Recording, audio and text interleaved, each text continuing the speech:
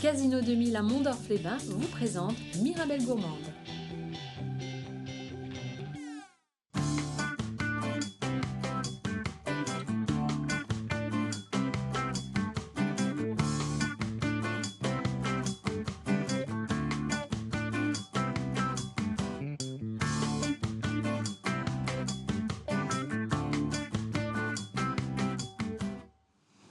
Bonjour à toutes et bonjour à tous, ravi de vous retrouver dans ce nouveau numéro de Mirabelle Gourmande. Alors aujourd'hui, émission un peu particulière.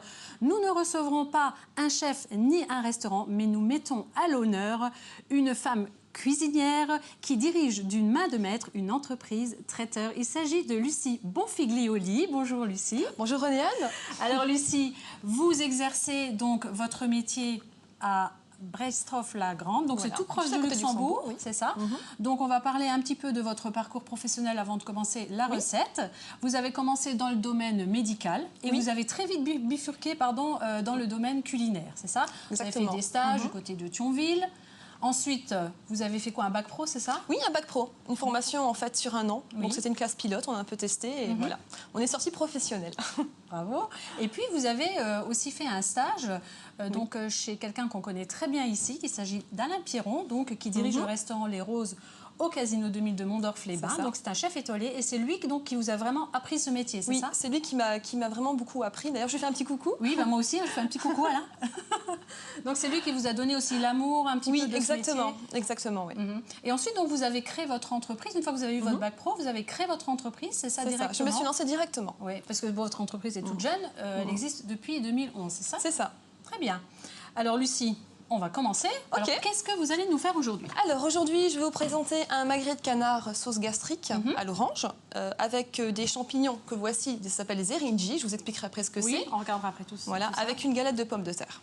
Ok, alors vous avez préparé donc les ingrédients dans des petites coupelles. On va les énumérer, si vous voulez bien. Pour la sauce gastrique, il y a du sucre, du jus d'orange, du vinaigre balsamique, de l'échalote, du zeste d'orange.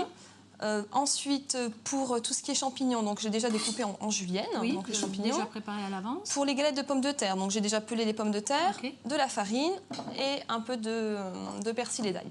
Très bien. Simplement. Bon, on va attaquer directement. Ok, on attaque. Alors, on commence par quoi? Vous pouvez mettre la casserole en route, donc celle-ci. Oui, allez, je participe un petit peu. Mettez-la assez forte. Ok. On va commencer par le caramel. Le caramel, très bien. Voilà. On va attendre un tout petit peu, on va la faire chauffer. Alors, la sauce gastrique. Donc, le sucre, le jus d'orange et le vinaigre balsamique. Donc ça sont les trois ingrédients principaux. Non, et le fond de veau, le fond de veau qui est déjà préparé.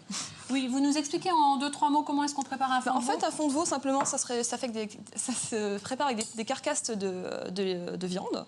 Donc il faut en avoir beaucoup, avec des légumes, il faut le mettre dans l'eau, il faut laisser longtemps. C'est quand même beaucoup de travail. Est-ce qu'on peut le remplacer si on n'a pas justement tout? Je vous conseille justement de prendre pour quelques personnes du lyophilisé. D'accord. Donc non, ne vous embêtez pas à le faire. Je pense pas que vous avez autant de carcasses pour faire du fond de veau. Très bien, allons-y. Alors on va commencer. Le sucre. Oui.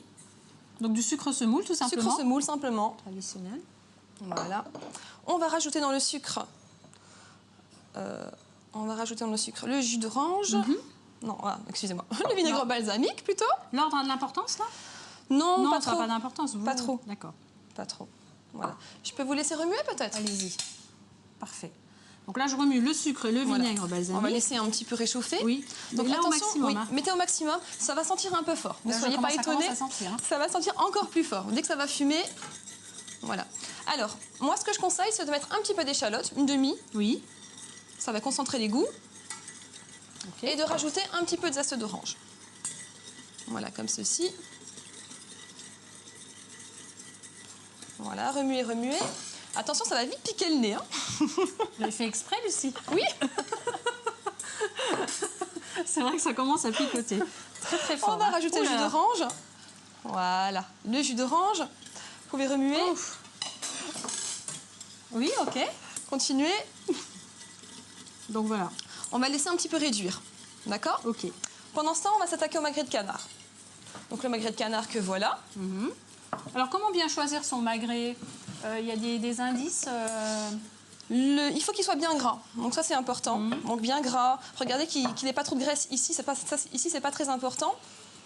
il faut qu'il soit bien gras du côté peau, en fait. Voilà. En fait, c'est vrai que le magret de canard, on le dégraisse jamais parce que justement, on en a besoin. Oui. On a besoin de cette graisse pour pouvoir le cuisiner, c'est ça? On utilise justement très peu d'huile d'olive en fait pour le poêler parce qu'il est déjà bien gras. Donc il faut vraiment regarder. Il a une belle couche de gras. Oui, c'est vrai. Voilà. Et ici, il ne faut pas qu'il soit trop abîmé. Et il faut que la viande soit assez rouge? Oui, c'est important aussi. C'est un gage de qualité. Un gage de qualité. Ah, voilà. On va rajouter le fond de veau, donc 250 ml de fond de veau. Je vais disparaître complètement de l'écran. C'est bien. Bon. Voilà, allez-y. Alors là, on rappelle, on a le sucre, on a le jus d'orange, on a les échalotes, voilà. On a le fond de veau, on a le vinaigre balsamique. C'est ça.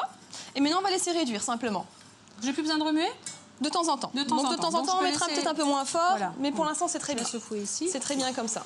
Parfait. Alors, le magret de canard, on va le parer. Donc, on va enlever en fait la graisse. Donc, simplement, tout ce qui dépasse. Tout le contour. Tout le contour. Bon, il n'y a pas trop de graisse sur le contour. Oui. Donc, généralement, quand vous l'achetez, il y a toujours énormément de gras tout autour. C'est vrai. Donc là, c'est quand même un magret de bonne qualité, donc il n'y a pas autant de graisse. Très bien. Donc, c'est important pour la cuisson. Alors, le magret de canard, ce qui est important, c'est d'effectuer un quadrillage. Ça permet en fait à la chaleur de pénétrer plus rapidement. D'accord. Donc, le quadrillage. Donc, on fait des croisillons, c'est ça? Voilà. Pendant ce temps, vous pouvez m'allumer la poêle, comme ça elle sera bien chaude, avec un petit peu d'huile d'olive. Allons-y. Donc vous mettez quand même un petit peu d'huile d'olive. Hein. Un tout petit peu. Voilà. Le petit quadrillage. Voilà, Lucie, ça suffit? Oui, ça suffira. Vous voyez? Parfait. Donc à partir de là, on va pouvoir le saler, le poivrer. Donc en fait, les quadrillages, ça facilite aussi l'écoulement de la graisse, c'est ça? C'est ça. Et une meilleure coloration. Oui. Donc vous salez et vous poivrez avant la cuisson. Alors là, il y a deux écoles aussi. Hein. Oui. Parce qu'il y a des chefs qui cuisinent, qui salent et qui poivrent avant de cuisiner la viande. Un petit peu moins fort peut-être. Oui, ok. En fait, moi je le sale toujours un petit peu avant et après. Parce qu'en fait, pour le magret de canard, je rajoute du gros sel en fait. Oui. Juste au moment de l'envoi. Mais je sale toujours un petit peu avant, comme ça c'est sûr. D'accord. Généralement, il y en a souvent qui oublient, donc il vaut mieux le faire avant. C'est vrai. Mais c'est clair qu'il y a deux écoles. Donc là, ce qui est très important, c'est que la poêle soit très chaude. Donc là, il faut vraiment qu'on entende le pchit, vous savez, ça chante. Voilà. Donc là, est-ce que c'est assez chaud? Là, je vous ai mis sur 4, c'est bon. Voilà. Ça commence à réduire. Juste tester. Ah oui, ça sent fort. Il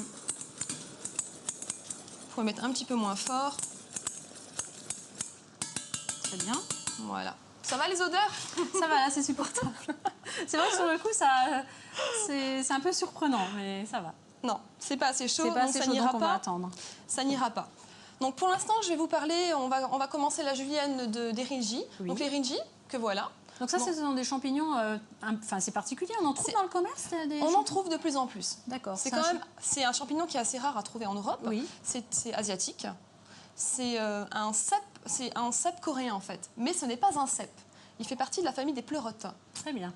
Mais il a la texture d'un cèpe en fait. Et le goût, ça a quel goût par rapport Il à n'est pas loin du cèpe. Pas loin du cèpe. Il n'est pas loin du cèpe. Au niveau du goût, c'est vraiment au niveau du goût, c'est pas mal.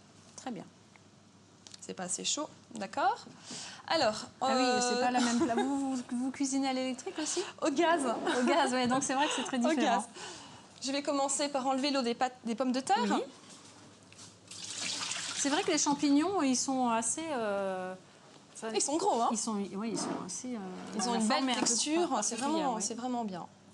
Je pense que là, c'est pas mal. Ça commence là. Voilà. Et voilà. On entend, ça chante. Encore plus fort, c'est encore mieux, mais ça ira. Ça va venir, ça va venir. C'est sur 9, c'est au maximum. Ça va permettre en fait une belle coloration. Donc si vraiment la poêle est chaude, vous aurez une belle coloration. Et c'est important pour le magret de canard. Très bien. Voilà, on va le laisser de côté. Oui. Un petit peu. On le mettra au four après 8 minutes. Donc pour l'instant, je le laisse un petit peu vraiment bien griller, juste du côté peau. On ne le remue pas, on ne le met pas de l'autre côté. On ne laisse que du côté peau. Voilà. Ok. Je vais débuter par la galette de pommes de terre, donc c'est très simple. Vous voulez le faire? Non, je vais le faire. Non, allez-y. Moi, je vais remuer. Alors, une simple râpe. Hein. Bon, évidemment, dans mon travail, je n'ai pas des râpes comme ça parce que ça ne va pas être possible. Donc, les galettes de pommes de terre, on rappelle quand même que c'est vrai que c'est une recette très typique de la région. Hein. Oui. Et vous avez choisi quelle variété de pommes de terre? C'est la pomme de terre Annabelle. Annabelle, il faut qu'elle soit farineuse ou pas trop farineuse? Si, quand même, en fait. Il faut qu'elle soit assez farineuse, justement pour... Oui, justement. Je vais vous expliquer après. D'accord. Voilà. Alors, au niveau du magret, je vais regarder. Oui. Vous voulez tu as une belle coloration. Ah oui. Voilà, vous voyez la coloration? Voilà. Très bien. On va mettre comme ça. On enfourne au four. Ah, directement comme ça, avec la poêle. Avec la poêle. Faites attention que la poêle aille bien au four. Hein. Oui. Et pour la sorcier, il faudra faire très attention et n'oubliez pas de prendre une serviette. Oui, c'est vrai que c'est le genre de choses c'est la brûlure assurée. Oui. Ah, vous pouvez baisser. Vous pouvez remettre de temps en temps encore la sauce? Bien sûr, aussi. Donc elle a bien réduit déjà? Oui, on le voit. Ok, super. Alors, le fouet. Le fouet, voilà. Donc, en parlant du magret, vous l'avez mis dans le four, mais on a préchauffé le four un petit peu, c'est ça, il faut le préchauffer à peu près 10 minutes. Il faut toujours préchauffer le four avant de mettre à température à peu près combien? 220. 220 à chaleur tournante. 220. Je vais juste récupérer le petit bol en inox. Voilà. Donc là, on voit bien que notre sauce a bien réduit. Hein. Voilà, il faut qu'elle réduise encore. Encore un petit peu. Il faut vraiment qu'elle soit sirupeuse, c'est très important. Oui. Donc encore un peu, ça va. En fait, tout va se concentrer, le sucre, le jus d'orange, et en fait, ça va être une sauce sucrée, mais un petit peu vinaigrée. On le sent, hein, le vinaigre, hein, pour l'instant. Vous m'avez piégé. Non, ça va, c'est supportable. Je vous ai mis au meilleur poste. Oui, je vois. Voilà. Bon, c'est pas très pratique, hein, les petits traplats. On a tendance à se râper les mains. Ok, bon là, on va maintenant faire la galette de pommes de terre. On va prendre on va privilégier des petites poêles. Vous voulez laquelle? Celle-ci? Voilà. Vous pouvez mettre les deux, même peut-être sur le grand, ça devrait passer. Ok, vous préférez? Oui. Ou alors j'en mets une ici. Oui, on fait comme ça. Un petit peu d'huile. Alors, je mets un petit peu d'huile d'olive. Un petit peu d'huile d'olive. Je cuisine essentiellement à l'huile d'olive. Que à l'huile d'olive, pratiquement. C'est vrai, tous les chefs cuisinent à l'huile d'olive. Hein. J'ai jamais vu c'est rare. Hein. Ou alors, quelquefois, on mélange un petit peu avec du beurre. Alors, je vais me salir un petit peu les mains pour la galette de pommes de terre. Alors, c'est important. Un peu de persil, d'ail, vous mettez ce que vous voulez. Ce qu'on veut. Oui, du fromage. Oui. Quand vous dites vous mettez ce que vous voulez, vous entendez quoi? Un peu de sel. Un peu de poivre. Et un peu de poudre de perlimpinpin, je l'appelle comme ça. C'est de la farine, en fait, c'est très important. Il faut mettre de la farine, ça va permettre en fait à la galette de coller. Ça va lier l'amidon. Servir de lier. Donc surtout, ne rincez jamais la pomme de terre. Jamais. Si vous la rincez, je vous assure, ça ne collera pas. Oui, parce que vous enlevez tout l'amidon. Voilà. Du coup. Donc vous mettez de la farine. Donc de la farine, là vous avez mis du persil plat, frisé, ça n'a pas d'importance. Vous mettez des herbes que vous voulez, il n'y a pas de... Voilà. Alors. Ok, une fois que tout ça est mélangé. Est-ce que vous avez une cuillère par hasard? Une cuillère, bien sûr. N'hésitez pas à prendre les mains, merci. Donc je remue peut-être encore un tout petit peu la sauce, hein, Lucie? Oui. Il faut vraiment qu'elle soit bien sirupeuse. Encore un petit peu. Hein. Donc là, je vais l'aplatir. Ok.